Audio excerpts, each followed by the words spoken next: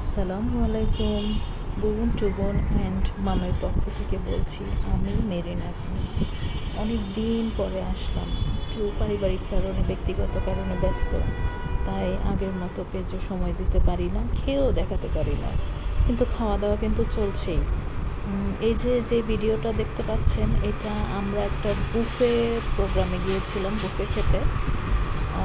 তো বুফে তো জানেন সব রকমের খাবার থাকে, যার যেটা ইচ্ছা সেটাই খেতে পারে।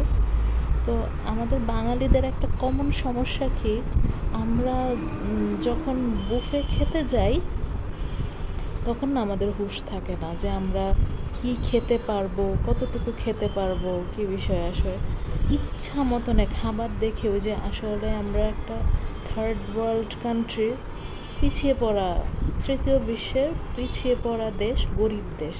এটা একেবারে 1000% প্রমাণ পাওয়া যায় যখন আমরা কোথাও বুফে খেতে যাই।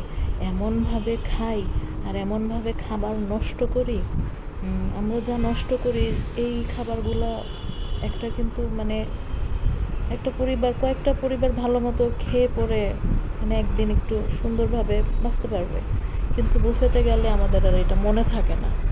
আমরা আল্লাহর নামে খাইতেই থাকি, মনে করি যে পাইছি, খেয়ে নেই, আর যদি না পাই। অথচ এই জিনিসটা একটা মানে অন্যতম একটা মানে দারিদ্র্যের চিহ্ন। কেমন একটা ছোটো লোকি না ব্যাপারটা।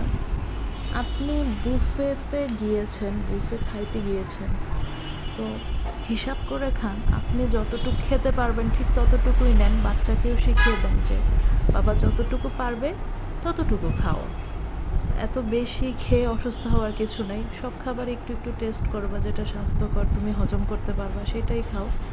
সব খাবার তো আমাদের সবার জন্য না।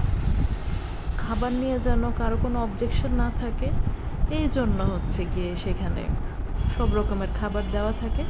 যে যেটা খেতে পারবে সে যেন সেটাই খায়। এখন আমি যেটা খেতে পারবো না, আমি যদি সেটাও ট্রাই করতে যাই, ডেফিনেটলি খাবারটা অপচয় হবে। খাবারের অপচয় কিন্তু একটা অন্যতম, শুধু অন্যায় না, এটা একটা গুনাহ, একটা পাপ।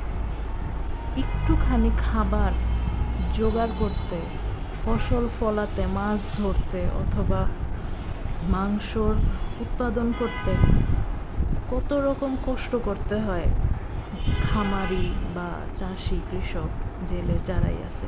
আমরা কিন্তু রেডিমেড কয়েকটা টাকা দিয়ে সে খাবার পেয়ে যাচ্ছি। সুতরাং আমাদেরও যে টাকাটা ইনকাম করতে খুব ভালো লাগে ব্যাপারটা কিন্তু তা না।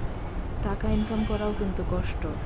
তো আমরা নিজেরাও নিজেদের কষ্টটা মূল্যায়ন করতে পারতেছি না। তাহলে মানে আসেন আমরা একটা মাইন্ড সেট করি, এরকম একটা জিনিস চিন্তা করি যে যখনই আমরা বুফে খেতে যাব আমরা হিসাব করে খাবো, খাবার নষ্ট করব না, এবং পরিমাণ মতো নিয়ে, টেস্ট করার জন্য হলেও পরিমাণ মতো নিয়ে খাবো, যেন খাবারটা ওয়েস্ট না হয়।